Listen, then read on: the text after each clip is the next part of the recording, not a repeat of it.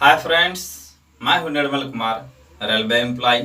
आपका अपना YouTube channel NK mission point पर स्वागत है। दोस्तों, आज की क्लास में हम देखेंगे पार्टनरशिप का ये पार्ट थर्ड होगा। इससे पहले दो पार्ट हो चुका है। पार्ट थर्ड में हम वो प्रश्न को देखेंगे, विभिन्न टाइप का प्रश्न को, और वह टाइप जो आधारित रहेगा प्रीवियस ईयर में पूछा हुआ प्रश्न पे, जिससे आपको भी लगेगा कि हाँ, इस तरह का प्रश्न पूछा जाता है और आपका कॉन्फिडेंस लेवल बढ़ेगा। तो दोस्तों, आइए सीधा आते हैं प्रश्न पे। तो देखिए दोस्तों, पहला प्रश्न क्या दिया है। प्रश्न आपको यहाँ पे दिखता होगा। प्रश्न दिया है, कहता पी और क्यू ने एक व्यवसाय में 5:13 के अनुपात में निवेश किया। क्यू ने 6 महीने बाद अपनी पूंजी निकाल ली। यदि उन्होंने अपना लाभ 25:26 के अनुपात में साझा किया हो तो पी की राशि को कितने समय तक उपयोग की गई थी। दोस्तों, यह पूछा हुआ प्रश्न है रेलवे का जूनियर इंजीनियर में, है ना, जेई में 2019 में पूछा हुआ प्रश्न है। देखिए क्या दिया है, दो पार्टनर दिया है ना, पी और क्यू, यही दो पार्टनर है ना। यहाँ हमें क्या दिया, पूंजी का रेशियो दिया है ना। पूंजी कहा था, पूंजी का जो रेशियो है 5:13 है ना। पूंजी का जो रेशियो है या 5:13 के अनुपात में लगाता है, लेकिन कितने समय के लिए लगाता है ये हमें पता नहीं है। लेकिन एक कंडीशन दिया है, कहता है क्यों जो है ना अपनी पूंजी को 6 महीना के बाद निकाल लेता है। इसका मतलब क्यों का पूंजी 6 महीना तक रहा। क्यों का कितना, पी का कितना होगा ये हमें पता नहीं है। यही पूछता है कि पी की राशि को कितने समय तक उपयोग की गई थी। तो दोस्तों, इसको मान लेते हैं कि पी का जो राशि है वह x महीने के लिए उपयोग किया गया। ठीक है, यहाँ x जो है महीना भी हो सकता है, साल भी हो सकता है। चूंकि यहाँ महीना का चर्चा, इसीलिए हम यहाँ पे x को महीना मान के चलते हैं ना, कि पी की पूंजी जो है x महीने के लिए उपयोग किया गया। तो यहाँ क्या हो जाएगा, 13 गुना 6, चूंकि 6 महीना के लिए। ठीक, अब हम इसको देखिए अनुपात में है, इसको हम बट्टे में लिख सकते हैं ना, 5x बट्टे 13 गुना 26, 26 नहीं 6, ठीक है, 13 गुना 26। दोस्तों, यह लाभ का रेशियो है, लेकिन लाभ का रेशियो हकीकत में क्या दिया है, 25:26 दिया है। तो इतना के बराबर हम 25:26 तो लिख सकते हैं, यानी 25/26। अब काटिए इसको, देखिए 5 से काटिएगा तो 25 ये कट जाएगा, 13 दूना 26 ये कटेगा, और 2 से इसको काट दीजिएगा तो 2 तिया 6 कट जाएगा। यहाँ से x बराबर क्या निकल के आ जाएगा, देखिए कोना कोनी गुना होगा तो 5 तिया 15, 5 तिया 15 महीना।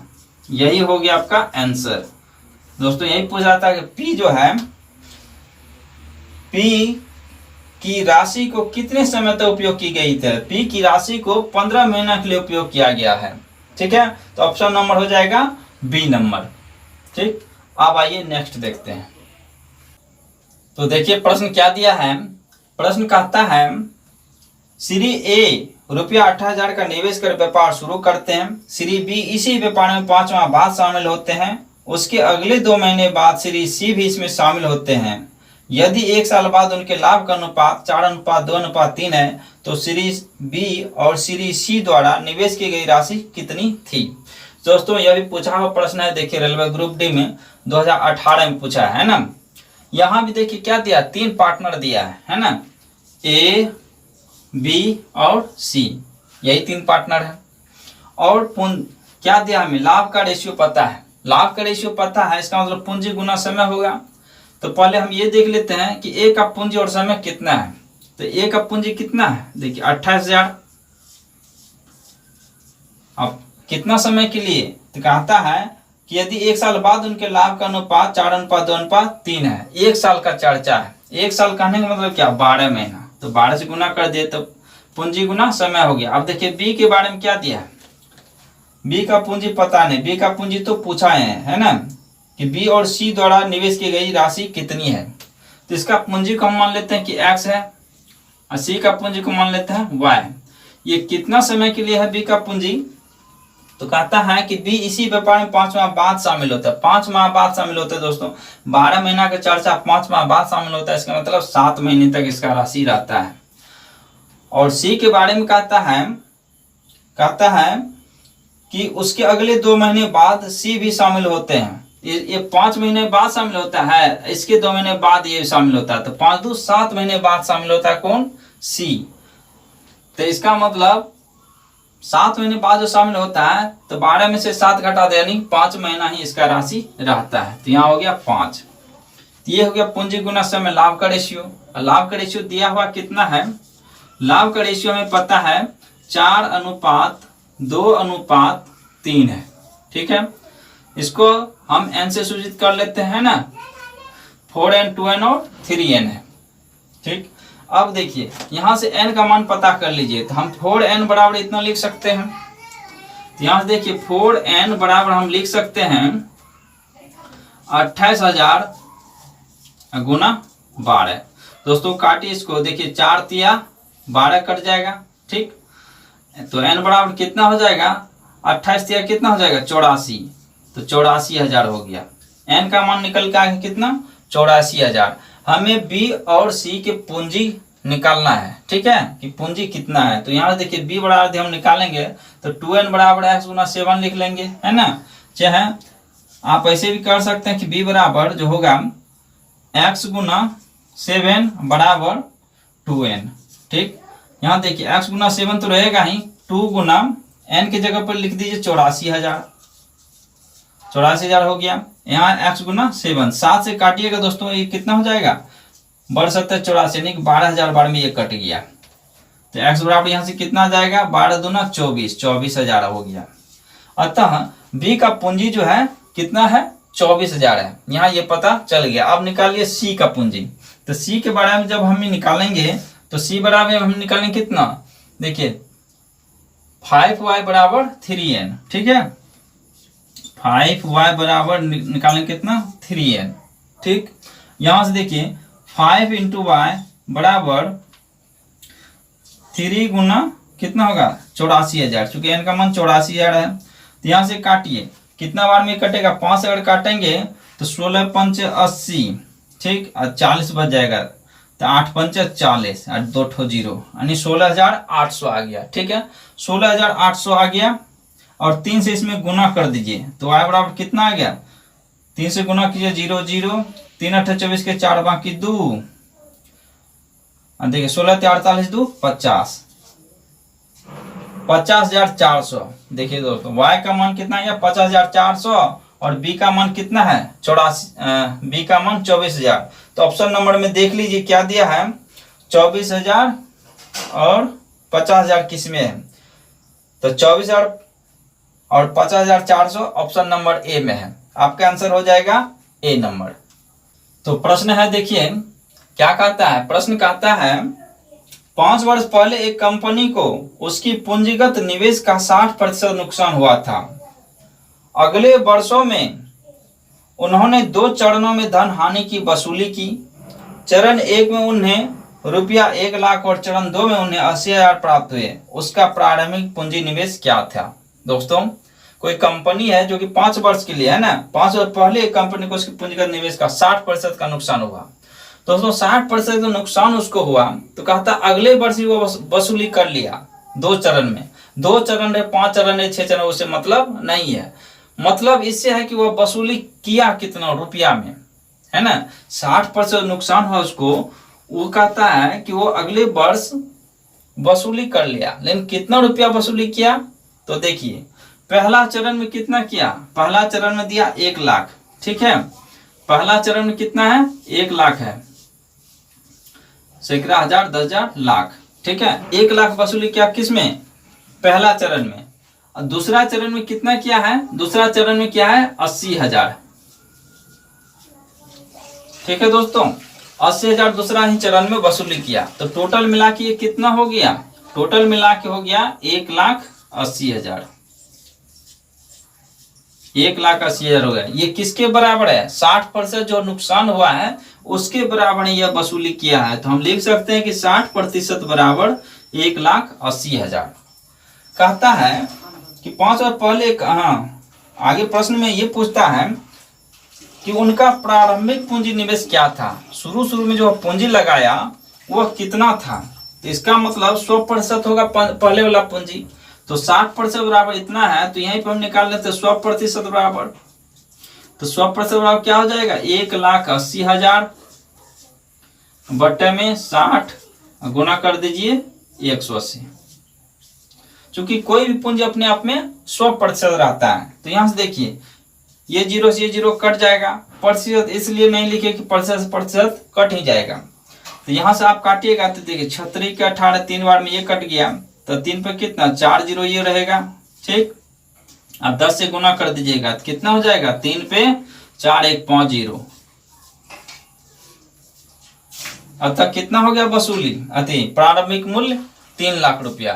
तो दोस्तों 3 लाख रुपया उसका प्रारंभिक पूंजी था, है ना। वही पूछ रहा है कि उनका प्रारंभिक पूंजी निवेश क्या था। तो ऑप्शन नंबर हो जाएगा आपका बी नंबर। तो देखिए प्रश्न क्या दिया है, प्रश्न कहता है एन के पास के से पी अधिक धन है, एन और के दोनों की कुल धनराशि क्यों है, के पास कितना धन है। दोस्तों थोड़ा सा लॉजिकल प्रश्न है और प्रश्न बहुत ही आसान है ना। कहता है यह रेलवे क्या एनटीपीसी 2017 में पूछा हुआ प्रश्न है ना, बहुत ही अच्छा प्रश्न है। क्या कहता है, एन के पास जो धन है ना, वह के पास जो धन है उससे पी अधिक है।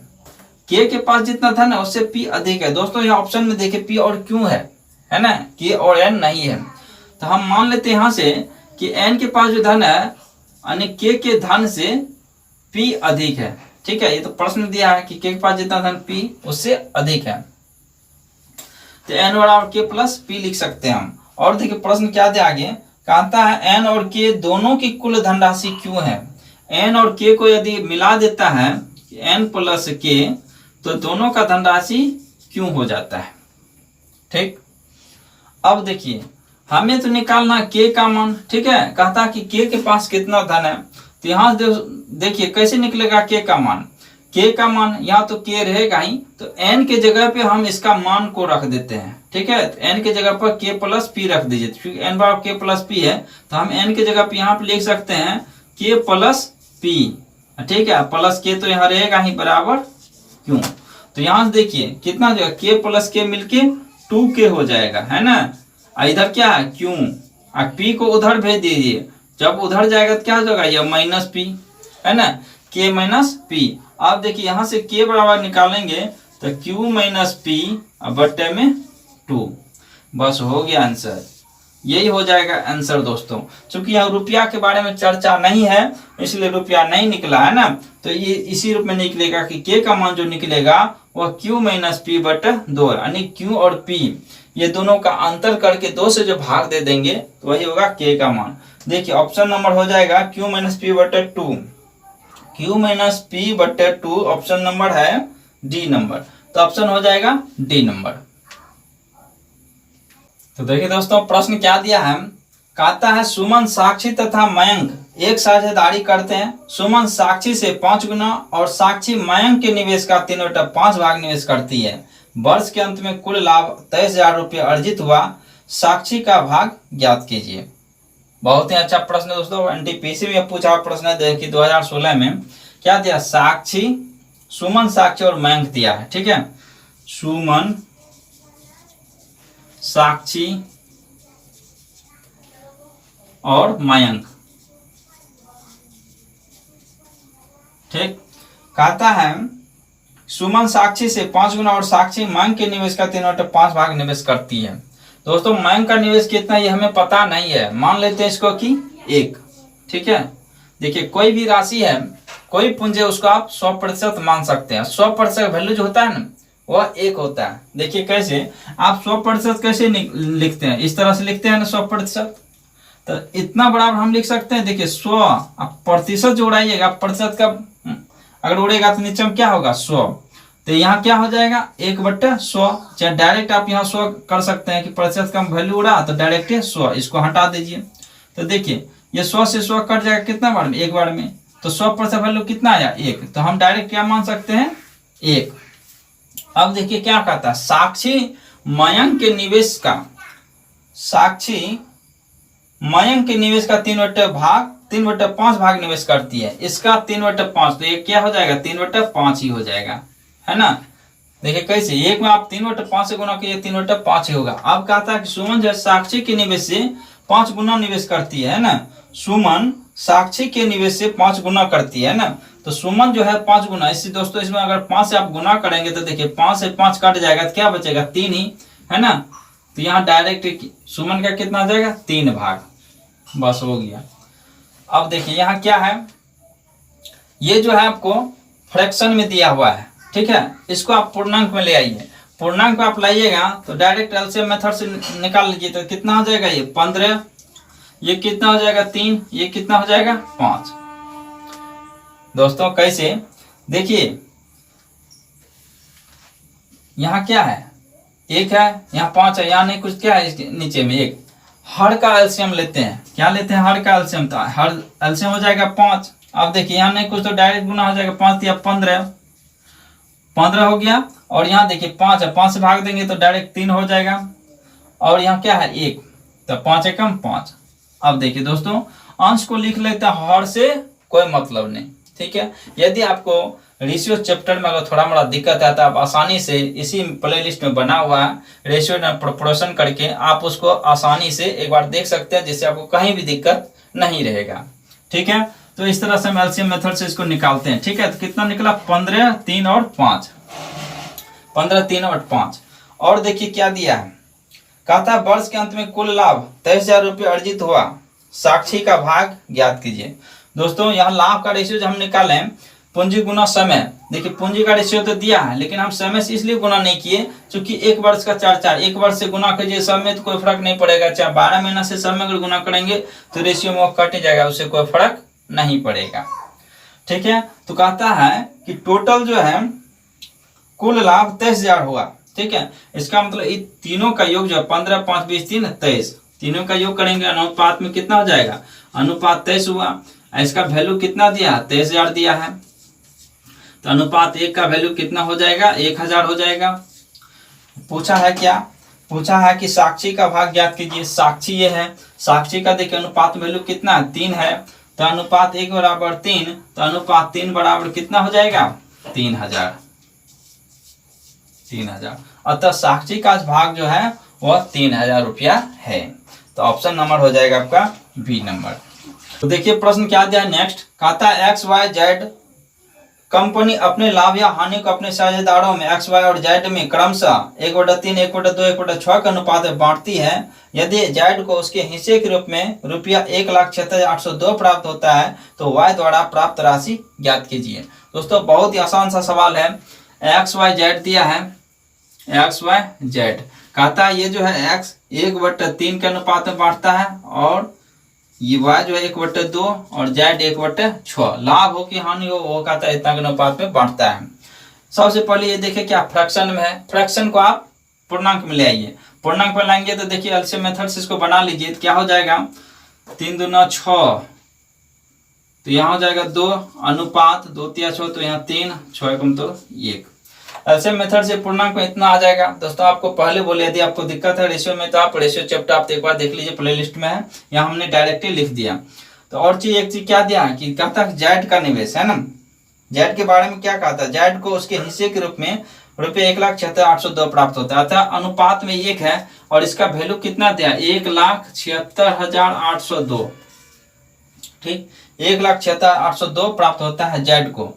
और पूछा है कि वाई द्वारा प्राप्त राशि ज्ञात कीजिए। दोस्तों y का निकालना, y का देखिए अनुपात वैल्यू कितना है, 3 है, तो y बराबर हम यहाँ से डायरेक्ट निकाल लेंगे, 3 से गुना कर दीजिए डायरेक्ट है, तो देखिए कितना हो जाएगा, 3 दूना 6, 0, 3 8 24 के 4, बाकी 2, 6 18 2 20 के 0, बाकी 2, 17 3 51 और 2 53। तो देखिए 5,30,406, 5,30,406 ऑप्शन नंबर हो जाएगा ए। तो नेक्स्ट प्रश्न देखिए क्या दिया है, कहता है एक भागीदारी फर्म में तेजल की हिस्सेदारी 40% और असांग की हिस्सेदारी 60% है। औसतन यदि तेजल वार्षिक तौर पर 10 लाख का लाभ अर्जित करता है तो असांग कितना लाभ अर्जित करेगा। बहुत ही आसान सा सवाल है। तेजल को यदि हम टी से सूचित करें, असांग को ए से सूचित करते हैं, तो दोस्तों दिया है हिस्सेदारी क्या दिया है, तेजल का दिया है 40% और असांग का दिया है 60%। यह अनुपातिक राशि है, इसको हम काट सकते हैं, तो क्या हो जाएगा 20 दूना 40 और 20 दिया 60, ठीक है, 2:3 हो गया। और क्या दिया है, कहता है यदि तेजल वार्षिक तौर पर 10 लाख का लाभ का अर्जित करता है, यानी कि अनुपात 2, ये अनुपात 2 बराबर जो है वह कितना है, 1 लाख है, अति 10 लाख है, ठीक है, 10 लाख है, तो अनुपात 1 का वैल्यू कितना हो जाएगा, 5 लाख हो जाएगा, ठीक, अनुपात 1 का वैल्यू 5 लाख। तो अनुपात 3 का मान निकालना है ना, आसान का, तो 5 दिया कितना हो जाएगा, 15 लाख। तो ऑप्शन नंबर हो जाएगा डी नंबर, 15 लाख, ठीक है। तो चलिए दोस्तों, आज की क्लास को यहीं पे एंड करते हैं। आशा करता हूं कि आप अच्छा से समझे होंगे। फिर भी यदि आपको कोई डाउट रहता है तो आप कमेंट बॉक्स में लिखिए, आपके प्रश्न का उत्तर का जवाब दिया जाएगा। तो चलिए आज के लिए यहीं तक, फिर मिलते हैं नेक्स्ट क्लास में। जय हिंद।